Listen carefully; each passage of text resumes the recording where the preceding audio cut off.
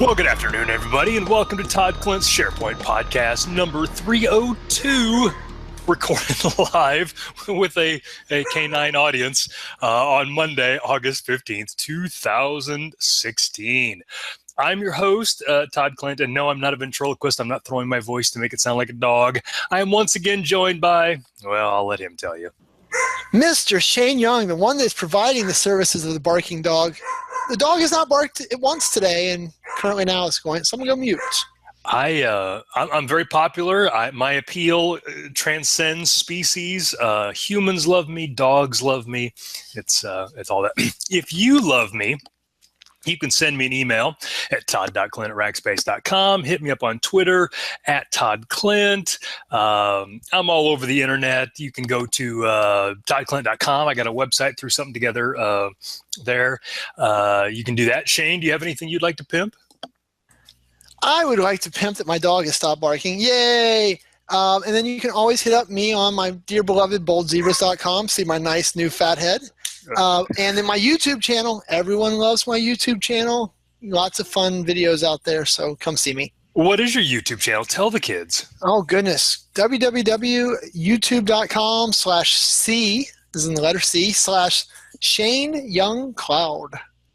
Excellent. Lots of step-by-step install SharePoint, install updates, install Azure. Office 365 is still coming one of these days, so fun. You've been very busy out there. And so Shane has like 7 or 8 followers on YouTube. So if you're not one of the 3 accounts that I am that's following Shane, go out to his YouTube channel and follow that. Yeah, your 3 accounts, my 4, that gets to 7 right there. So we got one organic. Tell my mom about it. We'll get you up over 10 before nightfall. Nice. And I've got a YouTube channel too, youtube.com/ToddKlintNetcast, which you can subscribe there. I have a couple more followers than Shane, but I've been doing this longer. I've been out there pimping myself out to YouTube. All right, so let's go on to production notes. I haven't got everything set up here yet to put screens behind me. I just moved here a month or so ago, and so I don't have that. But imagine the production notes thing is over there. So once again, the last time I did production notes was a couple of weeks ago, and the only notes that I had were, oh boy, and that's what I have again this week. So this is number 302. Last week, Shane did 301. From what I hear, I haven't been able to talk myself into actually watching it or listening to it yet. I published 300 this morning, so we're only 1 behind. We'll be 2 behind once we get done today.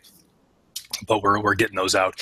So Daniel Glenn, who I think has a little crush on you, Shane, I would be careful with that. But he has asked a couple of times when this is going to become the Todd and Shane show. My response to him has always been when Shane takes up the production duties, that's when it becomes the Todd and Shane show. So all these videos you're doing for your YouTube channel are just priming you, training you for when I hand the reins over to you. I tell you what, doing the production is the most difficult part. You know, I record a video in an hour and you end up cutting it down to 30 minutes, about 4 seconds at a time, right? Just taking out all the little blips and blops, and oh, it is tedious work. Yeah. The good news is with this show here, and what are the phrases the kids are using these days? Dumpster fire, I think, is one of them that we can use to describe this. Really, I just chop the end off, chop the other end off. I don't really. Quality's not really a big concern. So in the last video, what I did was I got a little stopwatch thing. So started at 0 when I started making the video. So then people can see where all the splices happen and they can see all the links of operations. And so I didn't watch the video because God, I couldn't possibly suffer through that. But I did notice that Joanne Klein on Twitter liked your little countdown thing. So that was good. I trust her judgment. Oh, well, I mean, she's a smart girl, so I don't blame you there. And she sends my kids Canadian candy, so she's good in my book. She likes Nickelback. I mean, what's not to love? Just all around good. I can never remember if you like Nickelback or hate them. I know you're firmly on one side or the other. I like Nickelback. I've seen Nickelback in concert many times, 3, 4, 5 times. I forget now. My wife has met Nickelback. She has a picture of her with the band. Yeah. JPM doesn't like Nickelback. Gotcha. It's very confusing. As a non-music guy, I'm like, whatever. They make noise. I like it. It's fine. But you guys, I know it's a holy war. So, well, that's because he's wrong and I'm right. That's how these things start. All right. So we promised we would talk about tech stuff. I'll get the production stuff out. I promise you guys. Kyle in the chat room, he liked Nickelback before they were popular. I don't know where I fall in that. I don't. Before they sold out, right? And then the whole beef is they sold out, whatever that means. Yeah. So what? So I'm a big heavy metal guy, obviously. Metallica got accused of selling out back in '90 when they released the Black Album, and the bass player's like, "Yeah, we sell out. We sell out stadiums every night we go on tour. That's exactly what we do." Yeah, it's the music business. I mean, the next time you want to say to that person, like, did you take your last promotion? You did? Oh, you sold out to the man, right? I mean, sell out. Cash no checks. You said you would never be management. Rebel against management. Look at you now. You can't wait to get in that corner office. Mm-hmm. Well, all right. So the first thing we were going to talk about this week, and this was a sad one, and I think the email, the response I sent Shane when he emailed me about this was, this is the sound of 4 hearts worldwide breaking. Shane would like to break the bad news to him. So I've told them on previous episodes. I can tell you've watched and kept up. But today was it. It was the last day for the Amazon app on my Windows phone. It's very, very traumatic. I don't know how I'll ever purchase things on Amazon again. I'm probably going to boycott them. I'll start using, I don't know, what is there even a competitor? Jet.com that Walmart just bought. There you go. Jet.com, here I come. So they killed the app, which is not a surprise because there's no Windows Phone users. The good news, though, is I did find an article that says the reason that they're working on it, or one of the reasons, is they're working on a universal Windows 10 app. Of course, then Amazon, after telling the reporter that's what they were doing, then firmly denied it to the reporter. So, Well, and the other thing about those, so the official verbiage for those is UWP, I think, Universal Windows Platform Apps. This idea that you build the app once and it works on Windows Phone, Windows 10, all that kind of stuff. Those things never seem to be the solution to any problem. Like anytime a company releases a UWP app, it always disappoints. I don't know. Yeah, I'm guessing, right? It's like our government preaches the lowest common denominator, and I'm sure that's what you have to do to write those apps is account for the lowest common denominator, me and my Windows Phone, and that just screws the app up for everyone else. Yeah. So I'm sure that, Amazon's got a lot of very smart accountants, very smart finance people, and they did the cost benefit analysis of updating the Windows Phone app and all the sale it was going to cost them. And they were just, we're getting rid of it. So I honestly don't know why you still use Windows Phone. I don't get it. I'm not going to lie. I'm getting real close. I think that when this one meets its demise, I think I'm going to go to the Fruit Phone. Nicole and I talk about it, and I think the Fruit Phone is in my future. You might as well just do it and move on. Just and folks, so that you can appreciate it, I have known Shane for, Jesus, I don't know, 12 years, something like that. He has never owned a phone with apps. Like he had Windows Mobile and stayed with Windows Mobile until Windows Phone came out. Windows Mobile had no apps, and Windows Phone has no apps. And so when he gets the Fruit Phone, he's not going to know what to do with himself because he has never had apps ever in his entire life. Look at that. I got a weather app and a news app, and I can make phone calls. So yeah, it will be crazy. It will be. It'll be like the first time we ever got a phone. Yeah, I am kind of looking forward to it, right? Because I would like to play with more nerdy stuff like home automation and things like that, but the Windows Phone doesn't give me any reason to do it. So it'll probably cost me a fortune once I do it. Yeah, it will. It's good stuff. I mean, all the stuff, like you mentioned, home automation, the door locks that you've got, and garage door openers, and all that kind of stuff. Office 365 apps like Blake mentions in the chat room. It's all. Yeah. The Fruit Phone has a 365 app. My Windows Phone doesn't have it. But anyway, all right, move on to a new topic before I start crying. Yep. So, I'm going to shake things up a little bit because we talked a little bit about consumer stuff. So one of the things that I was whining to Shane before we went online about how I was on vacation last week, and the place that I was staying at in Wisconsin had terrible internet. But one of the things that I did see was Rod Trent, who works at Penton, I think, Windows IT. I can't remember what his WinSuper site, I think, is where he's at now, tweeted that he had gotten a thing called a Next Dock. And so I clicked it, and it was one of the 2 web pages I got to load all week.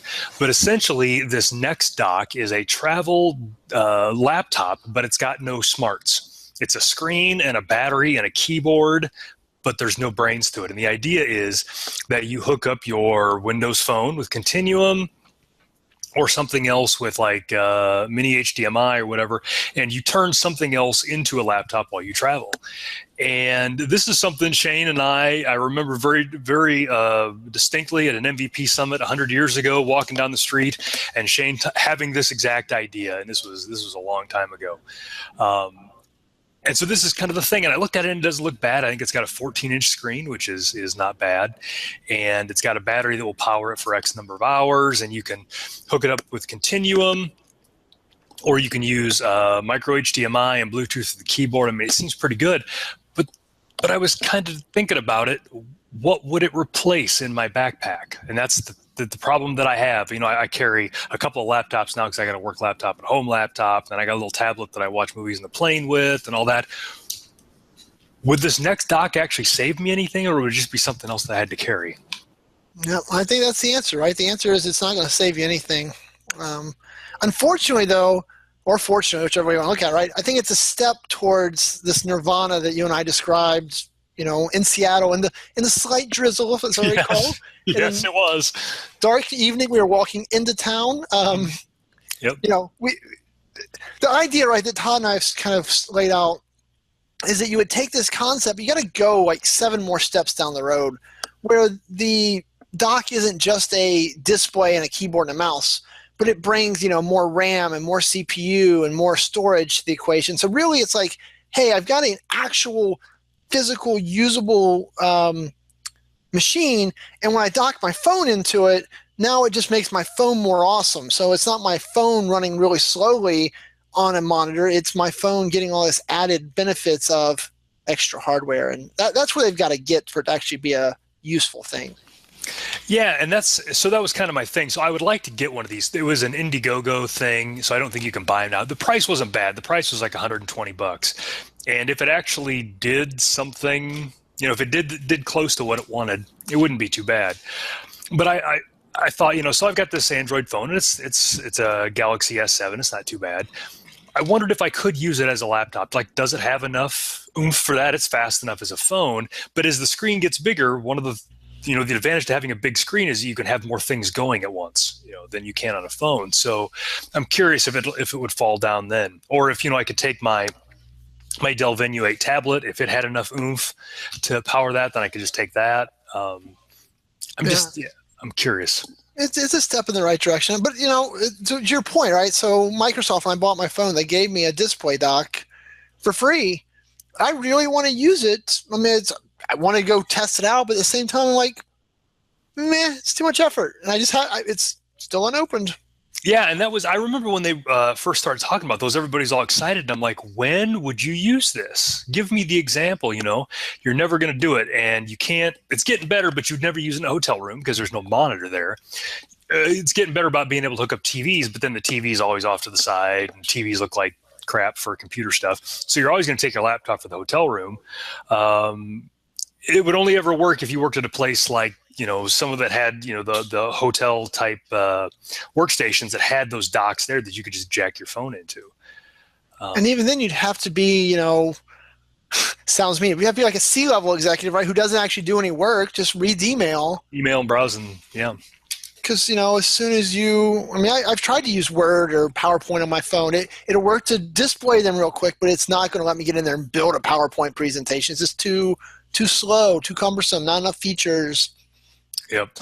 So I really wanted to like the Next Dock, but I don't know. So I might jump in there. We'll see. Maybe I'll ask for it for my birthday or something. But when Shane gets his Fruit phone, in theory, he'd be able to jack that all in somehow and use his Fruit phone. Another, as a traveler, another thing that I wanted to mention, I saw this on Windows Central today. You can get a lifetime membership to Pure VPN for $79. So the appeal to this is anytime you're traveling and you're staying at a hotel or a resort with crappy internet, the Wi-Fi is always wide open. There's no code that you have to put in, very rarely, because it's one of those open portals. So you go in, you put your room in. So the problem with that is your stuff isn't encrypted across the wire, and a not so wily hacker could get your stuff. So something like Pure VPN allows you to connect to any Wi-Fi hotspot, connect to VPN, and then all of your traffic is then encrypted and bad guys can't see it. So this is, and I actually use Pure VPN. This is actually the one that I used. They had a sale here a year or so ago where you got a lifetime membership for $80, and that's when I got it. And it's been pretty good. I'm just a cynic, right? I just assume that Pure VPN is really owned by hackers or by the NSA or both, right? Because they're kind of the same anyway.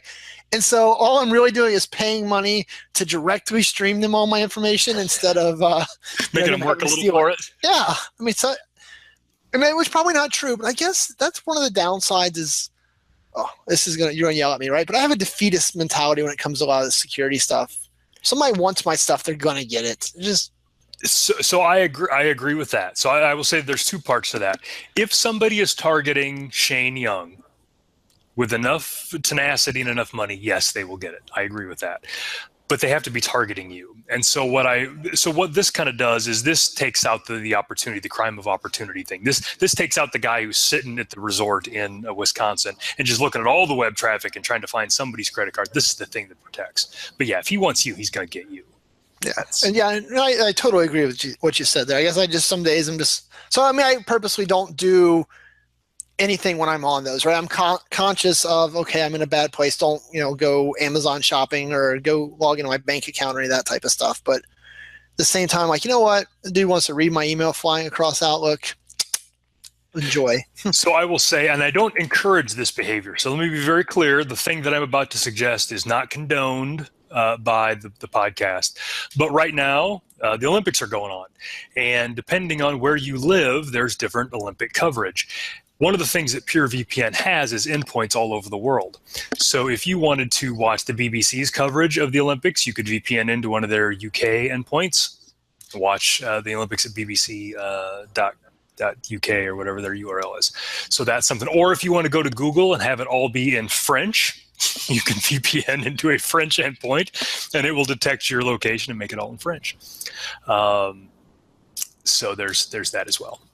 Yeah, but it's nice to have. So this particular one, again, this is the one that I use. They have two options. They have a utility that you can download, and it will do all the dialing for you and let you pick where you come out. I don't like downloading the utilities because I'm a little cynical like you. I kind of feel like I'm making it too easy for them. But the other thing is they've got another page if you want to do all the stuff with the Windows VPN client. They've got all the information, so you can just plug the values in and connect that way. So yeah.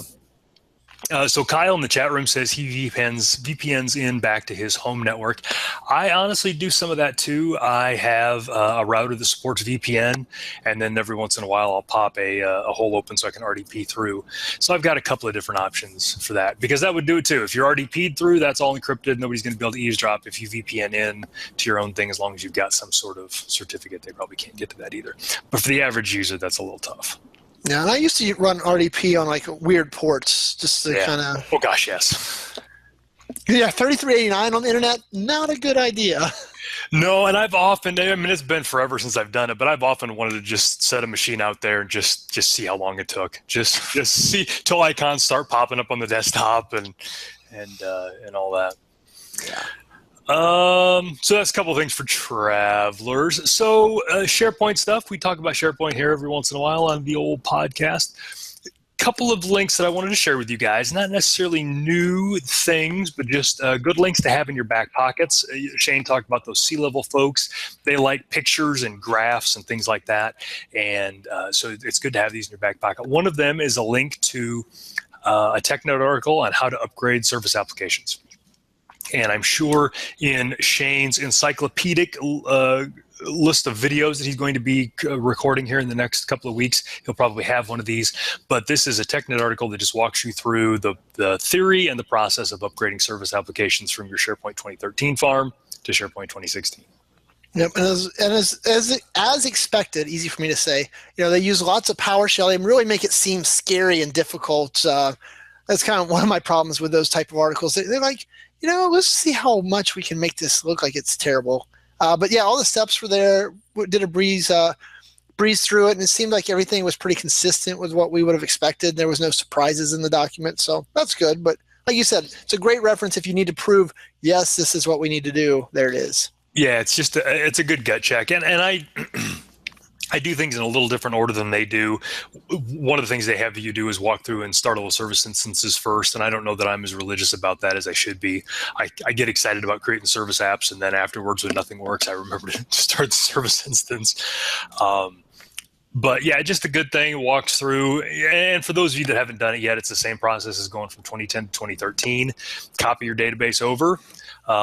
Hopefully you're using different credentials in your SharePoint 2013 farm as opposed to your SharePoint 2016 farm. So you have to go in, the security is inside of the database. So you got to go into SQL after you restore the database, fix your security, give your 2016 service accounts access. And then you just create a new service app. And when you create the database, you just point it at the existing database and it magically upgrades it. It's pretty simple. Yeah. We know, and this is a slight off the path where we're headed. But one of the things that's been interesting, as I've been creating all this stuff, is I was like, there's got to be this large demand for 2016. Everyone's got to be on 2016. This has got to be the big thing. And what I'm really finding is that no one has actually done SharePoint 2016 yet. No one's an exaggeration, but the numbers are very low, right? I remember the old days, like when 2010 came out, half the world moved to 2010 when it was still in beta. Here we are 5 months into 2016, and no one's using it. Yeah, and I don't know if that's because you and I have talked about this. I don't know if it's because people are moving to the cloud, if it's people are afraid of the upgrade, if there's just not a value prop for people going from 2013 to 2016. Yeah, I don't know, but you and I were talking about those videos before you recorded them, and I'm like, I honestly think you're going to get more traction with 2013 videos. Yeah, well, I can tell you've been absolutely correct, right? I did that one last night on the quick and dirty, this is how not to install 2013, and everyone's so excited about that video. I'm like, what the hell? So my next plan actually is to go backwards, right? So I'm going to do another 2013 one that's a proper install. Okay, it looks like that's what people want next. But then I'm going to do a 2010 video. It's ridiculous, but there's people who want it. And then, so what I'm going to do then is take that 2010 and then show how to do the upgrade to 2013, because I don't think anyone wants to see 2013 to 2016 upgrade yet. So, yeah. So I have a SharePoint Team Services 2001 CD if you need that. Depending on how far back you end up going, I do have that CD handy. Yeah, I mean, well, then I started thinking, do I need to do Foundation? I don't know. I don't know if I do Foundation. I don't know. But yeah, so I'm surprised by all that too. But there, if you want to do the upgrades, there it is. Another video. So, okay, so we'll do the next link. So this actually came out a couple of weeks ago, but I was gone last week, and Lord only knows what Shane talked about. But another great thing that Microsoft published a couple weeks ago was a blog post and a video on zero downtime patching, which is a new feature in SharePoint 2016 where you can patch your farm, your SharePoint farm, with no downtime for your end users. And there's Microsoft kind of changed their stance on this from RTM and when they talked about it ahead of time. And so this video is good because it kind of clears all that up and actually shows you the whole thing. And so a couple of things that come from this. One of the main things is you do not need MinRoll. And that was something that they had said earlier that you would need MinRoll. You do not need MinRoll. And they've updated the documentation to say that. What you do need, however, is at least 2 of everything. You need a highly available farm. And so they talk about that, and they've got some pretty great stuff, like they've got Web 1 and Web 2, App 1 and App 2, Search 1 and Search 2, all that. And so they go through, they take all the ones out of the farm, they patch them, or take them out of the load balancer, they leave them in the farm. Make sure they come back up, take the 2s out of the load balancer, all that. It's a pretty good video from Microsoft. Yeah, I was really impressed. I wanted to nitpick them a few places, though, because they did such a good job, right? They got the whole thing down in under an hour of video time. I forget, it was 38 minutes or something. I mean, they did a really good job of condensing it, but almost too good of a job, because there were several spots like I wanted them to explain what was happening in the farm at this point or that point that they skipped over. When is the database actually? When was the database actually upgraded? Right? When did the farm that type of stuff. They kind of glazed over, and Yeah. but it was great to see, and it was also great to see someone who was spending $20,000 a month in Azure spend to have the farm up and running like that. So do you think Neil Hodgkinson was kind of the main guy, he and Bob Fox and somebody else I forget. I just assumed that was Neil's personal Azure account that he gets. It was Bob's personal Azure account. Oh, you're kidding. Yeah, so Bob does all of the that stuff, and I've worked on some other things, and I think Bob is the guy who has Azure accounts. That's crazy. So yeah, it was in the weeds. Every screenshot, all the PowerShell they used, everything. It was pretty good. So Jerry in the chat room is asking, can you spin up a temporary node, patch it, and then take it down? Yeah, you could. So basically, I think probably what Jerry's asking is if you only have one web server, can you temporarily bring up Web 02, patch it, put it in the load balancer, take Web 01 out, have Web 02 handle your traffic, and then patch Web 01, bring it back in? Yeah, you probably can. Yeah, that might be a fun one to actually document for someone, right? So if you have a non-high availability farm in 2016 and you're doing it in somewhere like Azure where you do have the ability to spin things up and down, here's how you blow your farm out, zero downtime patch it, and then shrink your farm back, and might be a good piece of content. Yeah, and that's, so you and I have danced around some of that, and I can't remember if you were part of this or not, but in SharePoint 2007, when they had the 32-bit and 64-bit versions, and you could do an upgrade from 2007 to 2010, people were like, well, I've got a 32-bit farm, and there's no 32-bit version of SharePoint 2010. You can fix that. Spin up a 64-bit one, join it to the farm, roll out a 32-bit, rinse and repeat until all your servers are 64-bit. So there's a lot of crazy tricks like that you can do. One of the things that they mentioned in the video, though, they mentioned that you don't have to use MinRoll. You do have to be highly available. And whatever servers are left when you're taking one out to patch have to be able to handle the load. So, if you've got 2 servers worth of load and you take one out, well, then your users are going to notice. You need 3 servers then. But yeah, good for nerds like us that like to get in there and play with PowerShell. It was a great little video for the stuff. Yeah, well, they did a good job. I was impressed. Yep. So, and then I think just to complement all that, right? Not to get on a tangent, but I've got an actual YouTube playlist now that is installing the different CUs. So I've got June, July, August, and just so everybody knows, July's CU for 2016 is weird that it shows up in Windows Update, so it'll shove itself on you if you're not paying attention. And I try and break down and hit those little details that those guys miss. Those guys showed you how to patch Mega Farm, did a great job of it. I just use my little farm to show you kind of the little details of when what happens. Yeah, and it was against my better judgment, but I think for the August CU, I actually put a link to your video in my patch wiki. So if you go to toddklindt.com/SP2016 patches or SP2016 builds, I forget, it's there. So if you've got SharePoint 2016 and you want to watch Shane bumble through installing a CU, you can go out to my blog and find it. Brett's asking if you do any 2013 CUs. I agree. I think you should. I think. So soon, my plan when I do, so tonight I'm going to do the 2013 install with all the proper steps. Yep. So as soon as that farm's done, to build the farm, Microsoft, I've got to actually slipstream a CU in there to build the farm. And then once I've done that, to get the farm all up, and I'm going to do a video on how to install the August 2016 CU for SharePoint 2013, just for fun. Just for fun. Does your wife not speak to you anymore? Is that the thing? Are you just living in the basement now? Yeah, that's I've got a bed over there. I got a fat head right here to keep me company. I'm good. Excellent. I need to develop a pose like I'm talking to the horse. Well, so you've got the horse's head right there. You can be the other half. I think we've got some symmetry there. Appreciate that. Yep. So the next thing in the notes was your terrible videos. If you covered that, can we? You can talk about architectural models. Yeah. So this was another one of those things. I think this link is actually a couple of months old. But again, it's those pretty pictures for the C-level types, and it's at docs.com, and it's just kind of showing you what farms look like.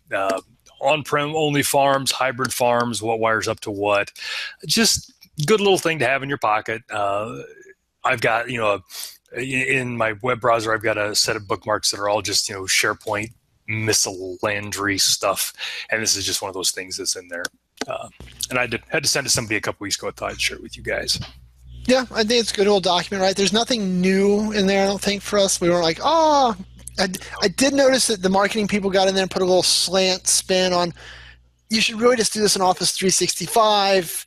If you want to do on-prem, here's that one scenario that really sucks. That's the only time you'd want to do it. I noticed marketing got in there and made those changes. If you must install on-prem, here's how to do it. Yeah, so that was the only thing I didn't like about the docs.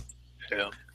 That was that. All right. The final thing that I wanted to talk about has no connection to anything that we've done or anything, but it's something that I ran across today and I thought I'd share with you guys. I use OneDrive for a bunch of things. And I've got it on tablets and computers and laptops and all that. And in a few of these places, OneDrive is not in the same location. It's not, C users, Todd, whatever, OneDrive. On one of them, it's on D OneDrive. On one of them, it's on E OneDrive. And I had some scripts that I had been particularly lazy with, and I had hard-coded the location for the OneDrive folder. And so today I'm like, I need to find a way. So out to Bing I go, OneDrive location of PowerShell, and this guy had a web post that talked about how to get that. So I went through and all the scripts that I have that use OneDrive, I just replaced this. And it's just a nice little handy registry key where they store the user location for OneDrive, and then you can code around that. Your obsession with PowerShell is mind-boggling. And I want to like OneDrive so much. And this is OneDrive Consumer. Let me be clear about that. This is not OneDrive for Business in Office 365 or OneDrive for Business on-prem. This is OneDrive for pleasure. And yeah, so when I'll be honest with you what I'm doing with it too, because this is kind of a fun thing. So Windows 10 has that new Spotlight thing, those new images that show up when you log in and all that. I love those things. They're HDR images and they look great. And it's all these great landscapes. And so for however long now, probably a year, whenever that functionality came out, I've got a PowerShell script that goes out, finds the cache where those are downloaded, and then copies them into a folder in OneDrive for me so that I can do whatever. And I've noticed that different Windows 10 machines get different Spotlight images. So I run this thing on all my different images or all my machines, but on some of my machines, my OneDrive location is different. So as I was collecting pictures today, that's when I finally broke down. So I have those. That's what I'm using it for. I'm glad you found a use. I can tell you, I use OneDrive for pleasure pretty exclusively. Also, owning a Surface, I've had to rebuild it so many times that I pretty much keep everything exclusively in OneDrive these days. Yeah, I use Dropbox for that because that's important stuff. But yeah, I get the just the cloud storage thing. I just never, I don't know, Dropbox and Box and all those other things. I don't know. I guess I'm a Microsoft nerd. None of that makes sense. I don't know. Yeah, Boxing Day. What even is that? That makes no sense. I think it's when your relatives all get drunk and hit each. No. I'm not Irish, so I don't know. Maybe that's why I don't get it. Let's do some self-promotion. So the first thing on my schedule, God, I can't believe it, is next month, Microsoft Ignite. And I think I saw a tweet today that it sold out. Something. Getting close. So that is September 26th through the 30th. That's ignite.microsoft.com. I'm going to be there. I'm going to be helping the aforementioned Neil Hodgkinson and Bob Fox with a pre-con session, architecture, installation, that kind of stuff, and then doing another session during the week. And I've forgotten what that is, but I'm sure it will be stimulating and exciting. Must be an important session. I am still trying to beg, borrow, and steal my way into there. I don't know. I figure that probably September 25th, Bill will be like, oh, by the way, I set you up for 4 sessions. You'll be there tomorrow, right? That's what I'm hoping happens. So, yeah, and I have agreed. So what you folks don't understand is since, Shane's got the Bold Zebras thing going on, their president's real stingy and won't pay for anything. And so if Shane does get this conference pass that he's been trying to get, what's going to happen is I'm going to show up at my hotel room and Shane's going to be there. And so I planned ahead and I already booked a room with 2 beds. So because I expect, that it's going to be surprise or honey, I'm home. It worked out so well for you in Redmond when you booked the 2 rooms. For those of you that haven't heard the story, some clerk at a at a hotel in Bellevue tried to, Shane and I belly up there, and he's like, "So will you guys be needing one bed or two?" I don't know what kind of vibe Shane was giving off, but that I was so sexy you couldn't. Yeah, you just gotta keep going. This next topic, this is gonna get mad. So then a month after that, I'm going to be in Slovenia and Stockholm for some SharePoint events there. So SharePoint Days in Slovenia, and then you're in Houston's SharePoint Exchange Forum. Slovenia is October 24th and 25th. I am only going to be there on the 25th. And then the SharePoint Exchange Forum, October 27th and 28th. And I'll be flying up for that. So that will be a busy. I've got a niece that's getting married on the 22nd. I'm going to fly out of here on the 23rd, which is going to get me in Europe on the 24th. And then bright and early on the 25th, I'm going to present. And then the next day, fly to Sweden. That'll be one of your better sessions. Oh, yeah. Nothing but gold. So I got that. So if you're going to be in Europe, find one of those conferences. I've never spoken at SharePoint Days Slovenia before, but I've heard good things. SharePoint Exchange Forum. Awesome. If you're in Northern Europe, you got to go to that. Shane, do you want to do the next self-promotion? I already plugged my YouTube channel once. I just really need you guys to go embrace my YouTube channel. And really, there's like a Twitter poll right now. You can vote on what topics you want to see me cover next. I'm dying to make you guys videos to show off this. I got a new stinger today. Ooh, it's pretty cool. I've seen the stinger. You guys know that I never miss an opportunity to criticize Shane or mock him. I saw the new stinger. I'm a little jealous. I'll be honest. So I can't wait for the next video. Good old Fiverr.com. If you guys, I hope you all have done that before, right? 5 and then rr.com. You can get things done for $5 that are pretty spectacular. It's probably being done by a sweatshop by people that shouldn't be working, but I gave my $5. I did my part. We don't have laws about that here. It's all good. So yeah. So that's good. And then my YouTube channel, I think Shane put that in just because he felt bad about putting his in like 6 times. But ToddKlindt.com/ or YouTube.com/Todd Klindt Netcast. There you go. All right, folks, that is it. So it's not a Twitter poll, but so sometime in October when I publish this podcast, let me know what you think about me bringing this Yahoo in. Should I keep doing it? Does he add any value? And it's okay to say no. We don't care about his feelings. But would love to hear that, because if so, I might ask him back. I feel sorry for him. So, oh, you're so sweet. So get out of here. Go get you some Chick-fil-A, Shane. I will chat with you tomorrow. And the rest of you, I'll see you all next week. See you, everybody. Have a good day.